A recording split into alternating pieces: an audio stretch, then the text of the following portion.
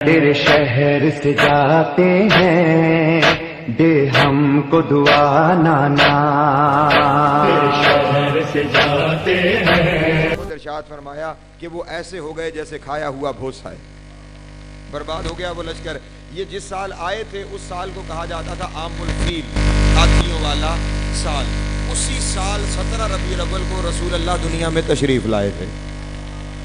توجہ ہے میرے محترم دوستوں کی، اسی سال کی ربیع الاول کی 17 تاریخ کو رسول اللہ اس دنیا میں تشریف لائے تھے۔ اس سال کے 40 سال کے بعد 40 عام الفیل 27 رجب کو رسول اللہ نے اعلان رسالت فرمایا، لیکن دنیا کو یہاں پہ یہ غلط فہمی ہو گئی کہ شاید 27 رجب 40 عام الفیل محمد نبی بنے ہیں۔ میرے محترم دوست، نبی بنے نہیں، اعلان نبوت فرمایا ہے۔ اللہ اکبر، سلامت رہے، مولا آپ کو ذات عطا فرمائے، جناب سید آپ کو سلامت رکھے۔ 27 رجب 40 عام الفیل کو میں آج 28 رجب کے ساتھ اس بات کو منسلک کروں گا، 27 رجب 40 عام الفیل کو نبی بنے نہیں ہے، اس دن اعلان نبوت فرمایا ہے۔ نبی تو یہ تب سے ہے جب سے بنایا گیا ہے۔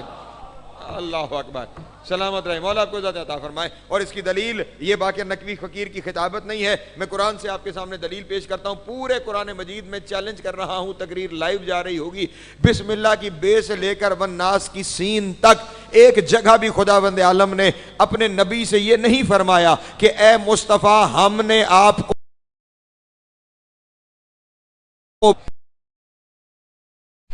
کہیں نہیں فرمایا کہ ہم نے آپ کو پیدا کیا ہے، یہ بھی کہیں نہیں فرمایا کہ اے میرے حبیب ہم نے آپ کو بنایا ہے۔ توجہ پڑھے لکھے تشریف فرما ہے، نہ پیدا کرنے کا لفظ استعمال کیا، نہ بنانے کا لفظ استعمال کیا۔ جہاں بھی لفظ استعمال کیا بس ایک ہی لفظ کی خداوند عالم بار بار تکرار کرتا رہا، انا ارسلنا کا، اے میرے حبیب ہم نے آپ کو ارسال فرمایا ہے۔ اللہ اکبر، سلامت رہے، ایک صلوات پڑھیں بآواز بلند آل محمد کی ذات۔ بسم اللہ، جہاں بھی لفظ استعمال کیا ایک ہی لفظ استعمال کیا، ارسلنا کا، اے میرے حبیب ہم نے آپ کو ارسال کیا ہے، ارسال کیا ہے، انا ارسلنا کا، یا اس سے زیادہ کہیں فرمایا تو ارشاد فرمایا وما ارسلنا کا الا رحمتا للعالمین۔ ہر جگہ اپنے حبیب کے ارسال کیا ہے، ارسال کیا ہے، ارسال کیا ہے، اور ارسال اسے کیا جاتا ہے جو پہلے سے موجود ہوتا ہے۔ سلامت رہے، مولا آپ کو زیادہ نہ میں دلیل آپ کے سامنے عرض کرتا ہوں، دلیل پیش کرتا ہوں۔ ہماری اردو زبان میں یہ ارسال کا لفظ سب سے زیادہ مستعمل ہے خط کے لیے۔ توجہ ہے میرے محترم، کس کے لیے؟ خط کے لیے۔ خط کے لیے یہ لفظ استعمال ہوتا ہے، ہم نے خط ارسال کیا ہے، ہم نے خط۔ یہ کیوں خط کے لیے ارسال کا لفظ کیوں آتا ہے کہ ہم نے خط ارسال کیا ہے؟ اس کی ایک وجہ ہے، وہ وجہ یہ ہے، پڑھے لکھے دوست تشریف فرما ہے، یہ جو خط ہوتا ہے یہ خط اپنے قاری کے، اپنے پڑھنے والے کے ہاتھ میں پہنچ کے خط بنتا ہے۔ پریشان ہو گئے آپ؟ قاری، اچھا ڈاک خانے میں خط بنتا ہے؟ نہیں، لیکن جب لکھنے والا لکھ رہا ہوتا ہے اس سے آپ پوچھیں گے کیا لکھ رہے ہو، وہ کہے گا میں خط لکھ رہا ہوں۔ اللہ اکبر، جب اس سے پوچھیں گے نا کیا کر رہے ہو تو وہ کہے گا کہ میں خط لکھ رہا ہوں۔ اس کا مطلب ارسال اسے کیا جاتا ہے کہ وہ جب بھیج ہوتا ہے۔ سلامت رہے، مولا آپ کو زیادہ عطا فرمائے، وہ بھیجنے والے ہاتھ میں بھی اس منصب پر فائز ہوتا ہے۔ اس لیے اللہ نے اپنے حبیب کے بارے میں ارشاد فرمایا کہ سنو میں نے بنایا نہیں، میں نے پیدا نہیں کیا، میں نے محمد کو ارسال کیا ہے۔ اس کا مطلب وہاں آ کر نہیں بنا، یہاں سے بنا کے بھیجا گیا۔ سلامت رہے، مولا آپ کو ذات عطا فرمائے۔ یہ 40 سال کی غلط فہمیاں لے آنے والے، چلے باتیں آ گئی تو اپنے دوستوں کے سامنے عرض کرتا چلوں۔ میرا نبی، یہ تمام امت مسلمہ کا متفقہ عقیدہ ہے کہ میرا نبی سید الانبیاء ہے نا۔ سید کہتے ہیں سردار کو، آقا کو، مولا کو، سید الانبیاء ہے، تمام نبیوں کا سردار ہے۔ اور پھر یہ کیونکہ دین میرٹ کا دین ہے نا بابا جی، یہ معیار کا دین ہے، اس میں ہر چیز میرٹ پر ہوتی ہے، یہاں پہ ہر چیز معیار پر ہوتی ہے۔ توجہ، یہاں کوئی کام بغیر میرٹ کے نہیں ہوتا۔ تو اب جب ہمارے نبی سید الانبیاء ہیں، تمام نبیوں کے سردار ہیں، تو پھر ضروری ہے کہ وہ ہر فضیلت میں ہر نبی سے افضل ہونے چاہیے۔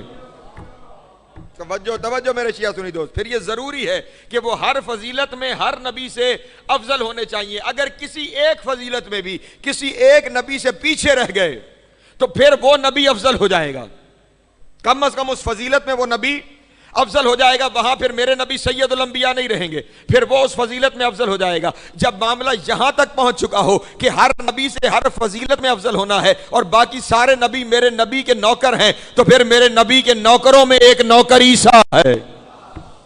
شیعہ سنی دوست توجہ فرمائیں گے، تقریر لائیو جا رہی ہوگی. ایک نوکر حضرت عیسیٰ علیہ السلام ہے، میرے نبی کا ایک امتی ہے جس کا نام عیسیٰ ہے. اس کے بارے میں قرآن مجید میں کیا ہے؟ جیسے ہی ماں کی گود میں آیا، کیا فرمایا؟ قرآن نے اس بات کو نقل کیا، کیا فرمایا؟ انی عبداللہ وآتانی الکتاب وجعلنی نبیا، میں اللہ کا بندہ ہوں، مجھے کتاب دے کے بھیجا گیا ہے، مجھے نبی بنا کے بھیجا گیا ہے. جو ہے میرے محترم دوستوں کی، مجھے کتاب دے کے بھیجا گیا ہے، مجھے چودھری صاحب نبی بنا کے بھیجا گیا ہے. یہ ایک نوکر ہے، ایک اور نوکر ہے، ایک اور امتی ہے میرے نبی کا جس کا نام حضرت یحییٰ علیہ السلام ہے. ان کے بارے میں بھی اللہ نے قرآن میں ارشاد فرمایا فَآتَيْنَهُ حُكْمًا صَبِيًّا، یحییٰ کو ہم نے بچپن میں مقام نبوت پہ فائز کر دیا. پھر مسلمانوں کو تو اتنا تو سوچنا چاہیے نا، جس کے امتی بچپن میں نبی ہے وہ 40 سال بعد نبی ہوگا. سلامت رہے، مولا آپ کو ذات عطا فرمائے. جس کے امتی، جس کے بظاہر نوکر ماں کی گود میں دعوی نبوت رکھتے ہیں. اور پھر یہاں پہ ایک اور بات بھی عرض کرتا چلوں، اپنے عقیدے بنانے سے پہلے ان کا ری ایکشن سوچنا چاہیے کہ اگر سامنے سے سوال ہو گیا تو جواب کیا دیں گے. اگر آپ یہ عقیدہ بنا لیں کہ ہمارے نبی 40 سال کے بعد نبی ہیں، تو پھر ہر ذی شعور سوال کرے گا اگر 40 سال بعد نبی ہیں تو پہلے 40 سال کیا تھے؟ جو عقلی سوال ہے، اگر نبی 40 سال کے بعد ہے تو پھر پہلے 40 سال کیا تھے؟ کیا بتائیں گے آپ کے ان 40 سالوں میں وہ کیا تھے؟ مفسروں نے لکھا پوری کتاب علم صرف علی کے پاس ہے. اللہ اکبر، پوری کتاب کا علم صرف. اور یہاں پہ چلیں یہ بھی عرض کرتا چلوں، یہ تو کتابی دلیل ہے نا کہ ہر ایک نے لکھ لیا کہ کتاب کا علم صرف علی کے پاس ہے. کتابی دلیل کے علاوہ عقلی دلیل بھی ہے.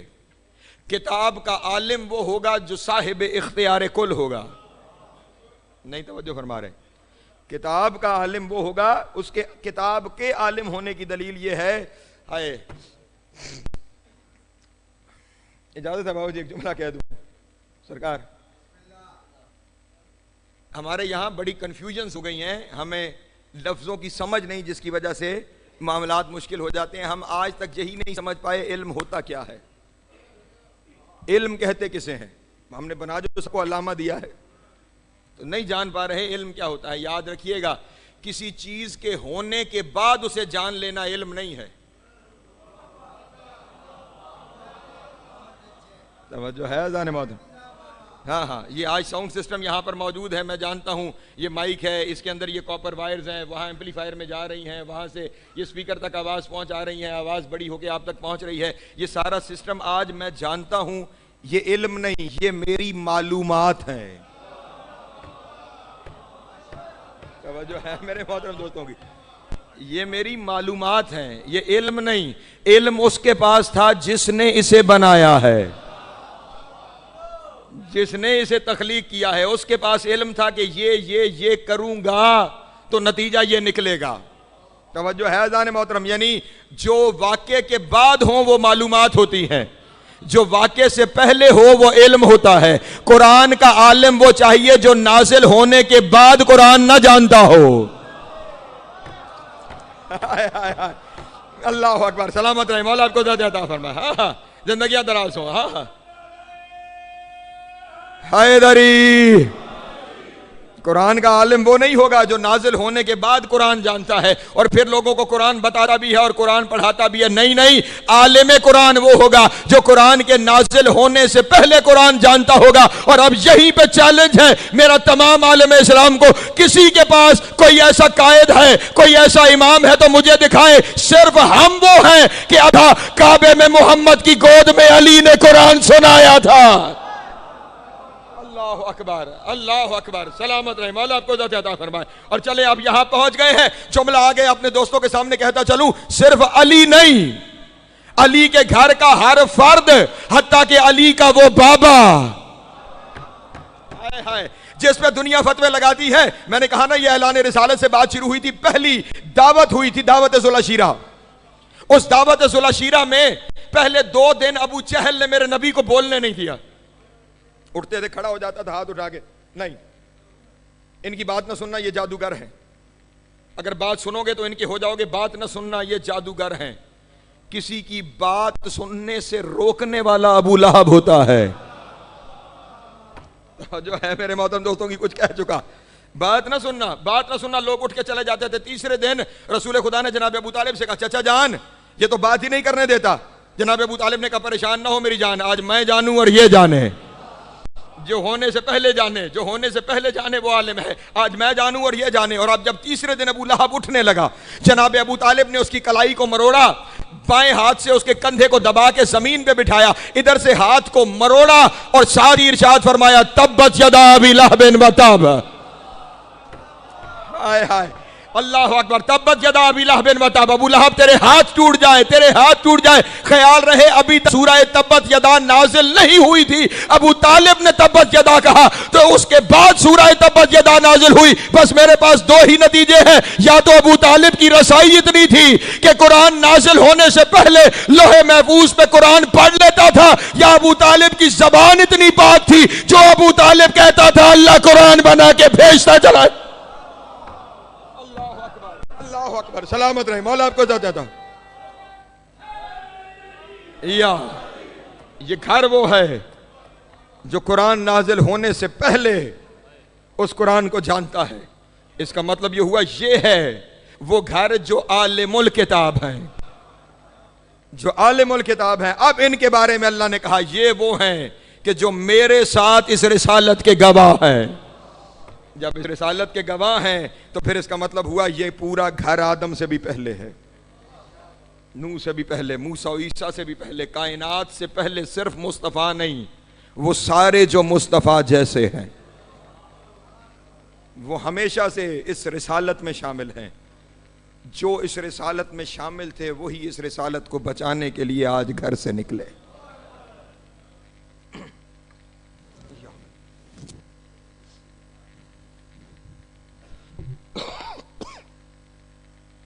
عزیزان محترم، آج وہ مشکل ترین دن ہے تاریخ اہل بیت کا، اور جتنے بیٹھے ہوئے ہیں آپ کے رونے کے لیے شاید یہ لفظ اگر سمجھ میں آ جائے تو کافی ہے. آج علی کی بیٹی کا اپنے گھر میں آخری دن ہے. اللہ اکبر. آج زہرا کے لال کا اپنے گھر میں آخری دن ہے.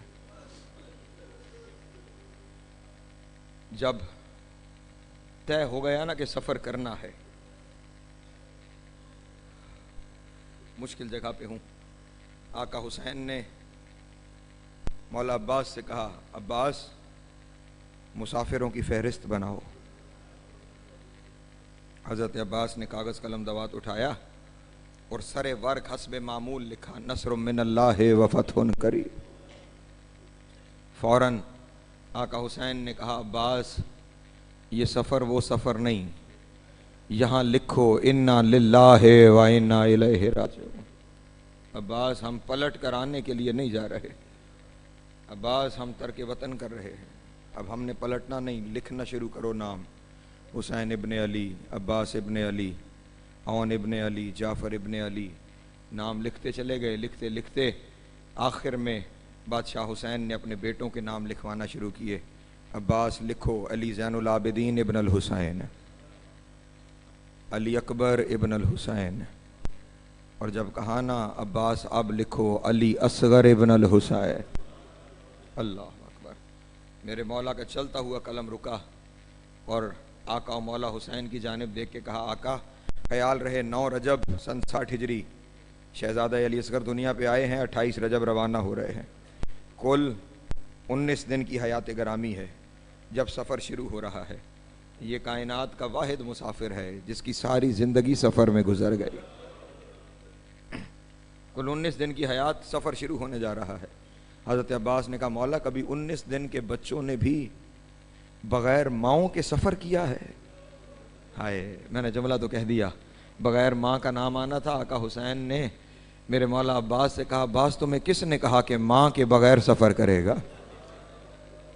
عباس اس کی ماں بھی ہمارے ساتھ سفر کرے گی۔ حضرت عباس کے آنسو بہہ گئے اور روتے ہوئے کہا، مولا بطول کی بہو اور جنگلوں کے سفر،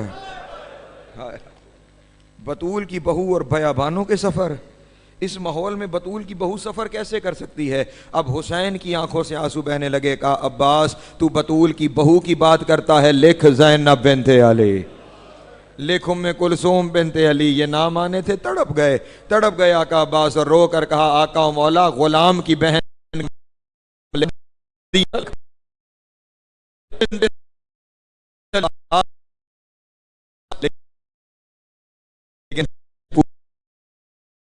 پورا نہیں ہوتا۔ اور اب جیسے بیبیاں صف میں کھڑی ہوئی تھیں، قطار میں کھڑی ہوئی تھی، جس بیوی کا نام جا رہا تھا، ہر ایک بیوی اپنے حجرے میں جا کر تیاری کرتی جا رہی تھی۔ بس 2 جملے مجھے کہنے ہیں۔ پہلے بہنوں کے نام آئے، بہنیں اپنے اپنے حجرے میں تیاری کرنے چلی گئیں۔ پھر ازواج کے نام آئے، ازواج اپنے اپنے حجرے میں تیاری کرنے چلی گئیں۔ آخر میں کھڑی ہوئی تھی حسین بادشاہ کی بیٹیاں، فاطمہ بنت الحسین، فاطمہ کبریٰ بنت الحسین، فاطمہ صغریٰ بنت الحسین، سکینہ بنت الحسین، ایسے بیٹیاں صف میں کھڑی ہوئی تھیں۔ مولا نے لکھوایا، لکھو فاطمہ بنت الحسین